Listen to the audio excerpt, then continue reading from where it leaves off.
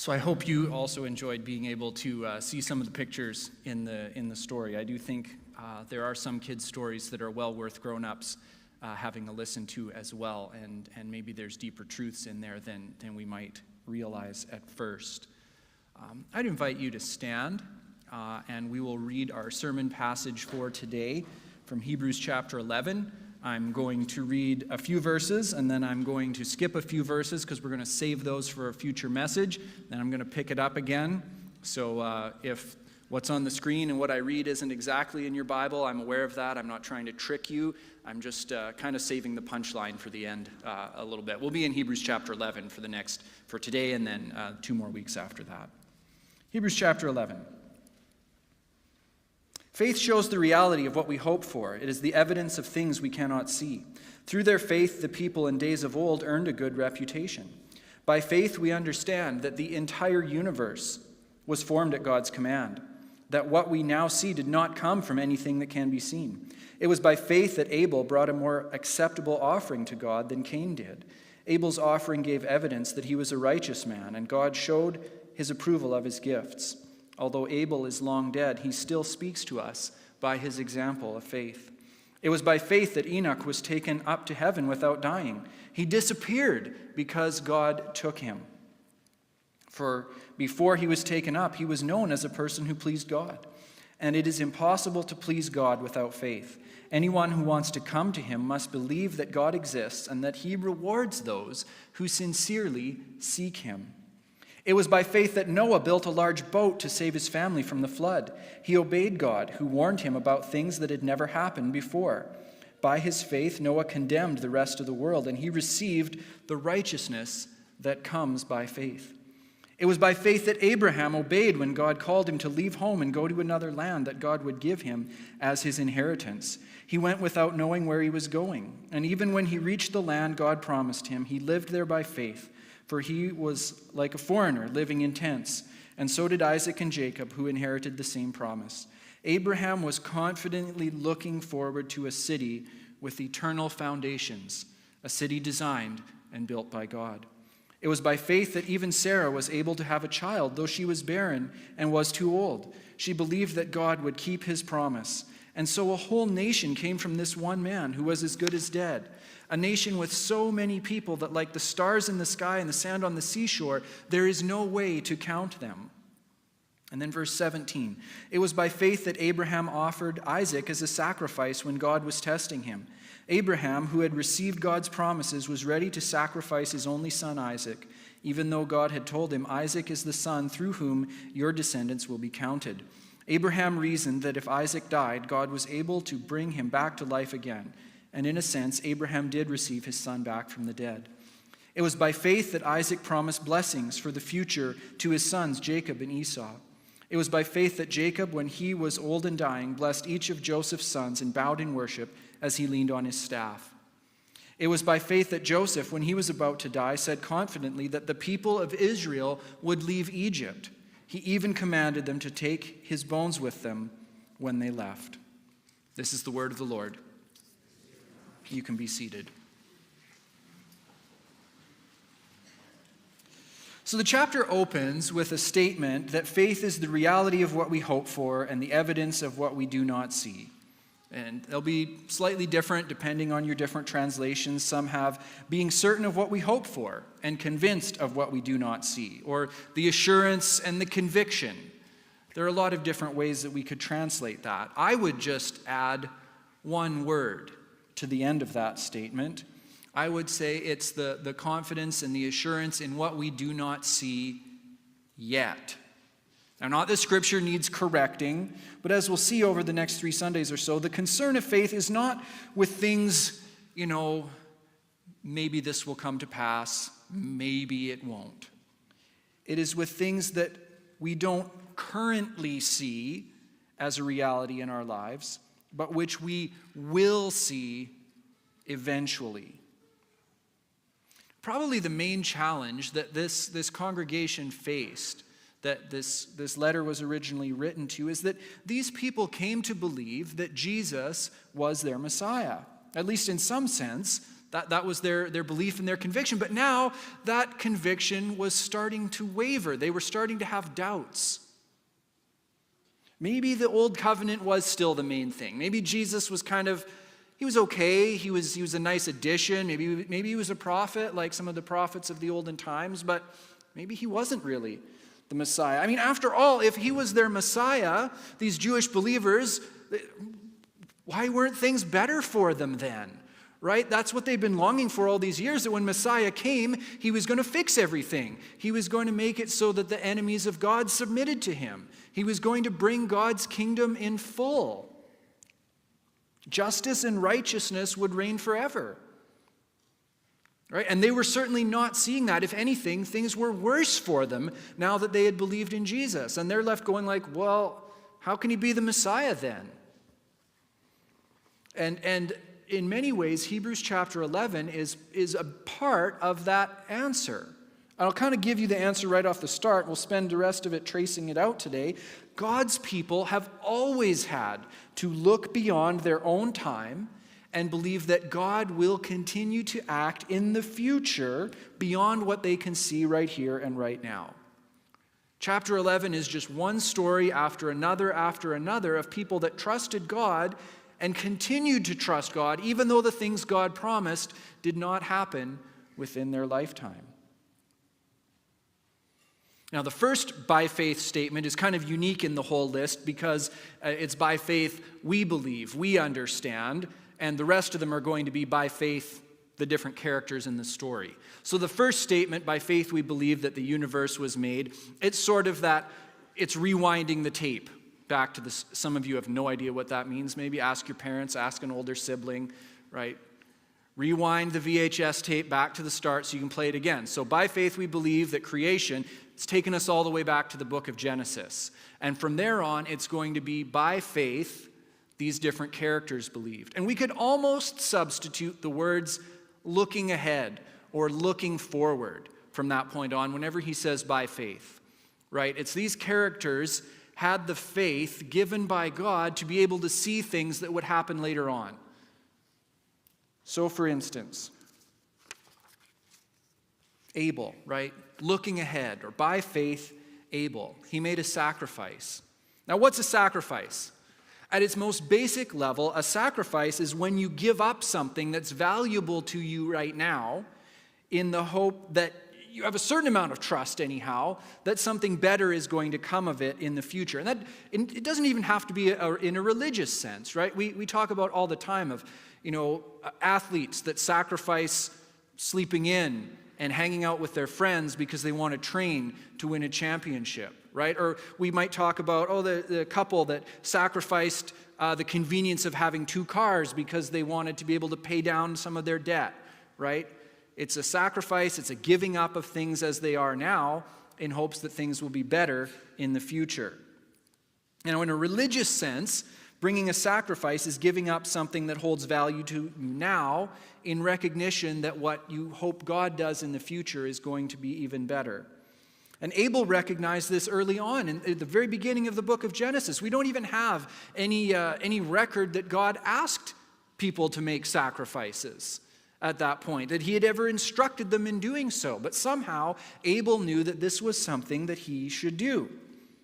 Now, in what sense was Abel's sacrifice better than his brother Cain's? Now, some people have said, it's because Abel brought an animal sacrifice, a blood sacrifice, and Cain brought a grain sacrifice.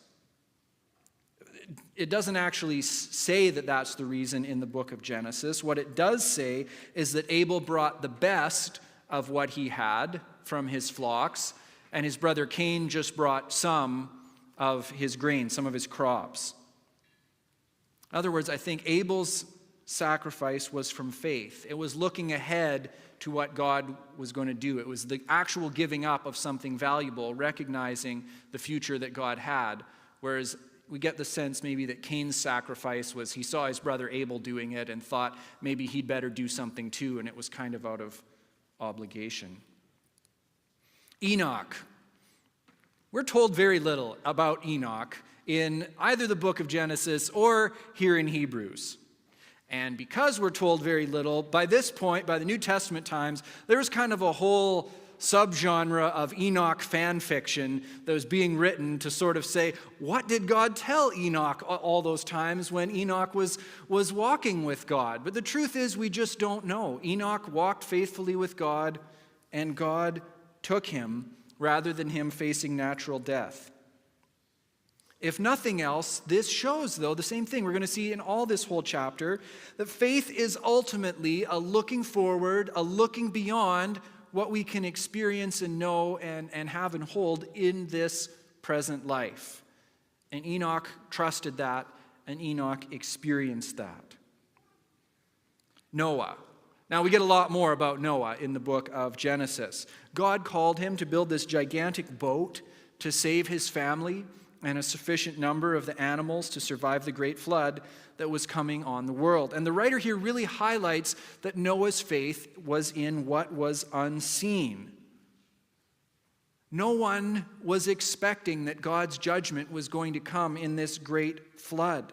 Likely no one had any frame of reference for what that would look like. Living in a fairly arid, desert-like climate. They couldn't even imagine such a thing of what God was going to do. No frame of reference for it whatsoever. But in faith, Noah was able to look forward, to look beyond what they could expect around them in the here and now, and trust that indeed God was going to do something unheard of in the future. And so he acted in faithful obedience. Abraham. Kind of have a couple parts here about Abraham. Abraham being one of the most important characters in the Old Testament. The writer to the Hebrews highlights a couple of significant stories from Abraham's life. We've talked about Father Abraham in this series already. We've talked about him a little bit with the kids this morning. The first example the writer to the Hebrews gives is Abraham leaving his homeland in Ur of the Chaldeans and then Haran later on, traveling on towards this land that God would eventually show him. And even with the somewhat longer lifespans that are recorded for the patriarchs in the book of Genesis, Abraham was still, well into middle age, well into the season of life when people would normally be settling down, not striking out on new adventures. And it says, not only did he pick up whatever he had, his tents and his servants and his flocks and his herds, not only did he do that, not really knowing his final destination, it says that when he got there, when God was like, okay, here we are, he never really even owned anything. He didn't own any land, any property there. He just traveled around from place to place, always following the Lord. Now, as I've said, I'm going to save verses 13 to 16 for a later message because they kind of really dig into what this chapter is ultimately about. But even without going into verses 13 to 16, we still kind of get the plot given away here, right? It says that ultimately Abraham wasn't looking for real estate somewhere in Palestine, somewhere in the Middle East. That's what he went out looking for, was some land to call his home. But in verse 10, it says somewhere along the way, in all his wandering from place to place, and all these struggles, and sometimes he succeeded in his struggles, and sometimes, as we know, Abraham failed pretty miserably. In all of that, Father Abraham came to realize that this bit of ground was not what he was ultimately looking for. It wasn't God's ultimate promise to him. He came to realize that. He came to accept that. He came, it would seem from what it says in Hebrews, to even embrace that the promise was going to be something that was far beyond his lifetime and far beyond even this earthly existence, that it was an eternal promise. It was, as the writer of Hebrews says here, the city with firm foundations that's designed and built by God. This is what I talk about with the kids, right? When I talk about how Jesus called it a place in his Father's house, that he was going to go away and prepare for his friends so that they could be with him forever. It's what the Apostle John described in Revelation as the New Jerusalem coming down from God out of heaven. It's what John Bunyan in The Pilgrim's Progress called the Celestial City. It's what J.R.R. Tolkien in The Lord of the Rings described as white shores, and beyond that, a far green country under a swift sunrise. As we'll see more and more over these next couple weeks, this chapter tells us that yes, faith expects that God will act in the here and now. It puts all our trust on God and not ourselves to act in the here and now, in fact. But ultimately, it looks beyond the here and now, beyond what we can experience and hold on to in this life, to what God has promised us for eternity. And as chapter 11 goes on, this just becomes more and more clear and more pronounced. But to get back to what Hebrews 11 is saying, we hear about Sarah, Abraham's wife. And if we're honest, when you read the book of Genesis, Sarah's story, it's a complicated story. And Sarah doesn't always come out in the best light. Well, a lot of these characters, the Bible's pretty honest about the people that it talks about. When God appears to Abraham and Sarah and promises that they're going to conceive a child, Sarah's pretty skeptical, to the point where it says she thinks it's ridiculous and kind of laughs behind, out back when she thinks God isn't even listening. And God kind of has to gently reprimand her for this. But the writer to the Hebrews doesn't mention any of that. He says that when the chips were down, ultimately they trusted in God and God came through for them. But nevertheless, she had faith. She looked ahead. She looked beyond to what God could do even when they couldn't, and was enabled to conceive a child, despite being well past the age to normally be able to do so. And this is kind of an aside here, but I always find that some of these stories really stand out because they give me a lot of hope. I think Sarah's story should give us hope. There were a lot of things about Sarah's life and her walk with God that the writer to the Hebrews could have brought up. Instances where she and Abraham and all the rest of them really did not trust God, where they made really poor decisions actually. But under the inspiration of God, the writer to the Hebrews brought up that Sarah had faith when it really counted. And that gives me hope for how God's going to deal with all of us if we continue to trust him. After that, we get another story from the life of Abraham. And this is sort of the story from the life of Abraham. Like the climax, the pinnacle, what it builds toward in all those 10 chapters there in Genesis from 12 to 22. God put him to the test and called him to offer his son Isaac, the promised and miraculous son, the son who was going to be the key to all the rest of God's promises coming true. And God says to offer him as a sacrifice. And just so we really get it here, although the writer talks a lot about all these characters from the Old Testament, this is the only time where the writer does a direct pull quote and quotes explicitly from the book of Genesis or from the Old Testament to really heighten, right? He wants to actually go like, what did God even say? God said, through Isaac shall your offspring be named. And why I think he does this is because he wants to highlight the fact that Abraham was even willing to trust God when God seemed to be contradicting himself. On the one hand, God said, through Isaac, the promises are going to come true. And on the other, God said, I want you to offer Isaac as a sacrifice. And there is no way that Abraham had to be able to put those two together, but somehow he still had the faith to obey God. Right? The writer kind of adds a little commentary there where he says, I guess Abraham must have thought that God was going to raise him from the dead. That's the only explanation the writer to the Hebrews can come up with, that was what Abraham must have thought. That's the degree to which Abraham was looking forward, beyond the present realities, beyond what anything that he had a frame of reference for in his life and in his walk with God, beyond his difficulties and confusions and struggles. Isaac and Jacob are both highlighted here. Want to talk about some of the characters in the Old Testament with really sketchy stories? Look at Jacob. He barely seemed to do anything right most of the time, and yet he makes it. He's in this story. It said that he had faith. Isaac and Jacob both kept following God, living in tents, wandering around, even though they had not received the promise yet either. And they're committed to blessing the next generation. They realize and recognize that God's promises are for beyond their own time. And they both pass the blessing on to the future generations, even when they would no longer be around to see it. And Joseph's whole life could be considered an act of faith, right?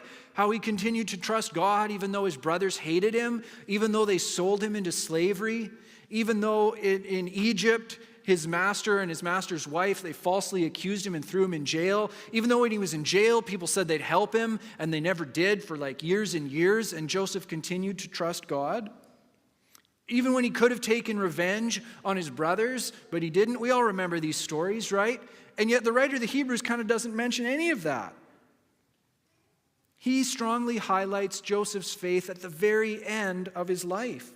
He highlights the fact that Joseph had such faith that God would fulfill his promise, even if it would be hundreds of years in the future, that Joseph said, "Do not leave my earthly remains in this tomb in Egypt where they're going to bury me. When God brings us out of here, I want you to pick up my coffin and carry it with you when you go and take my bones to the promised land and bury me there."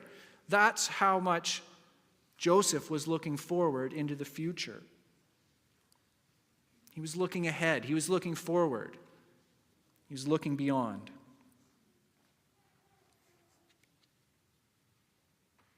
So having come to kind of the first section, like the first section is Genesis, and then the next by faith section is mostly Exodus, and then I think he realized this could go on forever, and he kind of just does a big summary to summarize the rest of the Old Testament. So kind of having come to the end of the first section, we have to ask, like, why does the book of Hebrews turn this corner at this point? Like, I think most of us are like, yeah, I'm kind of glad it did, because all that stuff about the tabernacle and the sacrifices and the offering and the altar and the killing the little animals and doing stuff with their blood, like that was getting a little gruesome and a little repetitive, and we're kind of glad for some stories, that it's more familiar stuff, right? Especially also after that stern warning at the end of chapter 10, we're glad to get something that's a little more familiar and hopeful. So why does he do this? Why does he go here now? Well, as I said at the beginning, these people were struggling with whether Jesus could be the Messiah or not. And so he's done a lot of work to try to convince them that, yes, Jesus could be the Messiah, even though he died, right? Even though he was put to death in a way that criminals were put to death. He's argued that, well, actually, that's because Jesus was our great sacrifice and he was our great high priest. But the question is probably still lingering, like, okay, if that's true, if he can be the Messiah, but like, why hasn't he done the rest of the Messiah things that we were all hoping for? Right? Like, flip through the prophets. It's all about God's kingdom coming, peace and righteousness reigning, the kingdom of God coming in full, Israel being restored, the enemies of God's people getting smited, everything being great and wonderful and perfect. And they don't see that. Right? The law, God's truth is not going out from Jerusalem. The pagan nations are not coming streaming in to hear God's law. Whenever the pagan nations come streaming in, it's usually to stomp on them.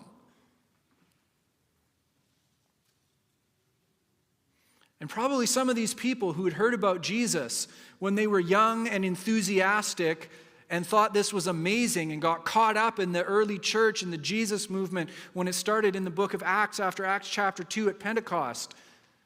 Some time has gone by. They were young then, and now they're middle-aged, maybe even getting on in years. And they're wondering, like, what's happening?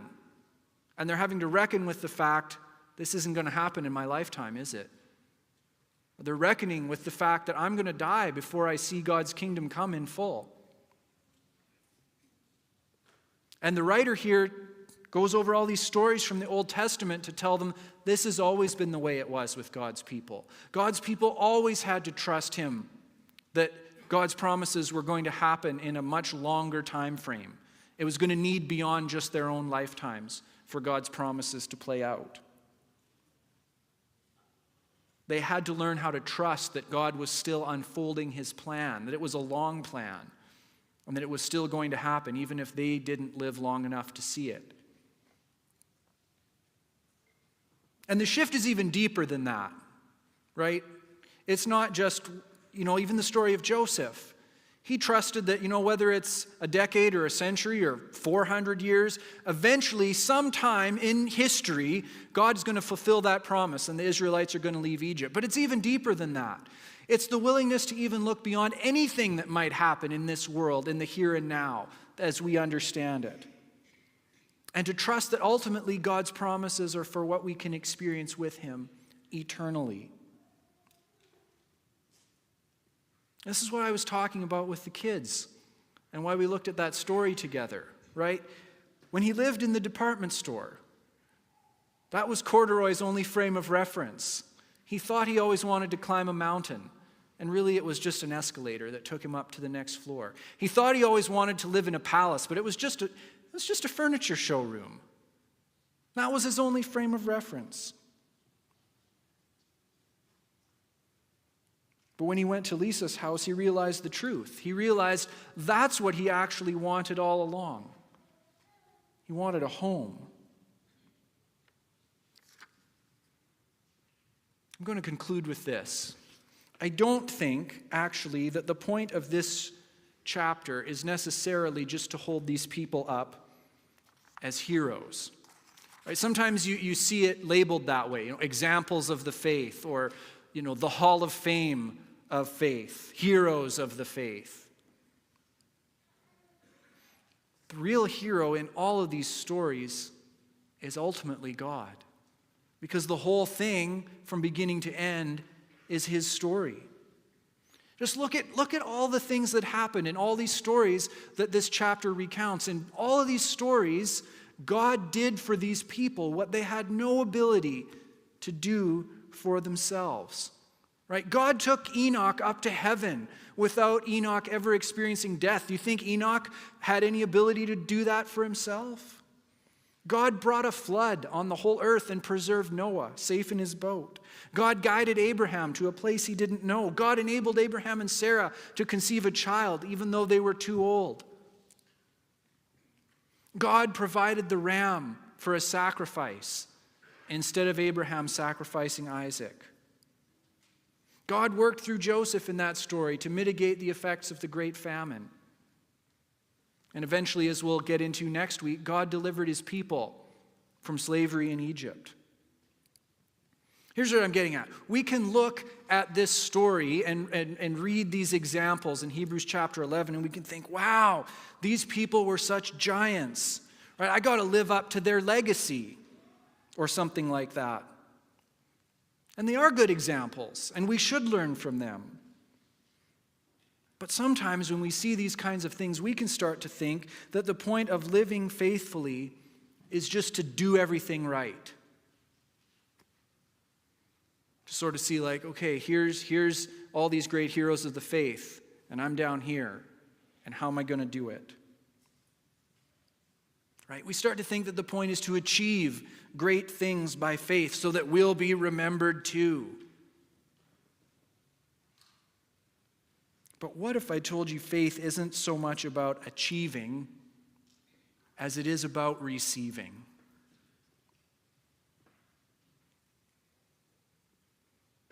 Friends, a lot of us are facing all kinds of unknowns in our lives right now. Some of these things I know about. Some of these things I don't know about. But I do know that the temptation, whenever life starts to get uncertain and we can't see our way forward, is we look for ways to make it more manageable. Work harder, organize our time better, learn more, come up with a plan. Right? If we just do enough, surely things will work out for us. And we can start to think that that's what being faithful is like. We've just got to tick all the boxes. That's what faith is. But in truth, apart from the grace of God extended to us in Jesus, to come back to the kids' story, we're kind of just like Corduroy wandering around the department store trying to find our lost button. and we're unable to do so.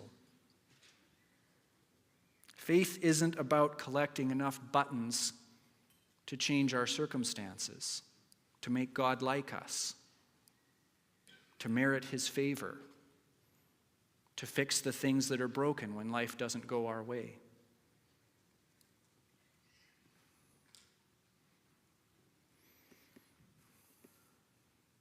I've been reflecting a lot on the fact that I'll be turning 40 soon. And some of you are like, I wish I was young enough to just be turning 40. And some of you are like, oh my, he's old. But it's kind of like a halfway point, right? If we look at 80 as sort of a human lifespan, and it's a time to reflect. And I don't think any of us really get to what we would call midlife without having had some significant things that you regret and some significant things that you're kind of proud of. But I've also come to terms, as I've thought about this, with the realization that a lot of the very worst things that happened, yeah, there's some things I'd do differently if I was given the chance and all that, but a lot of the really worst things, the things that really rock you and knock you down, those things could not have been prevented. No matter how much I tried, no matter how much I attempted to insulate myself from them.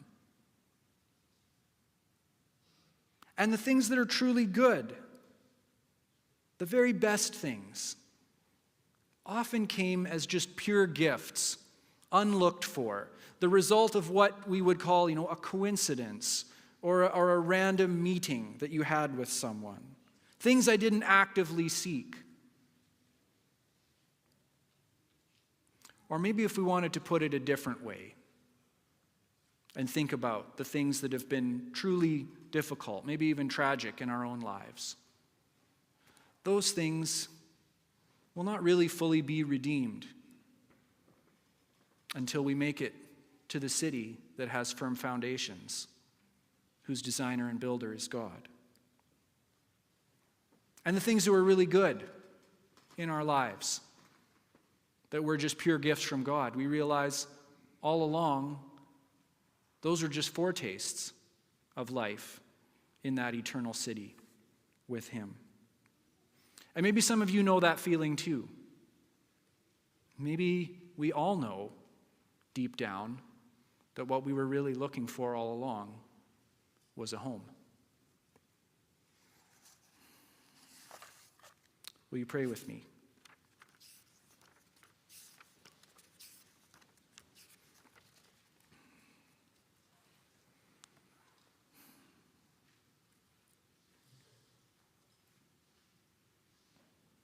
Father, we thank you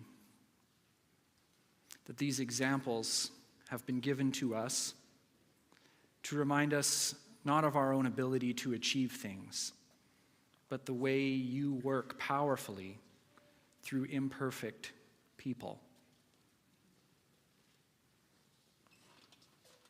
That faith isn't so much about achieving as about receiving. It's not so much about what we can do for you, but it's about what you will do through us. And we thank you that the faith that we have, the hope that we have, is not limited only to this life or even to this world, to our human history timeline, but that our hope ultimately is in what you're going to do for us eternally. And as a psalm that we probably all know very well ends, surely goodness and mercy will follow me all the days of my life, and I will dwell in the house of the Lord forever. Amen.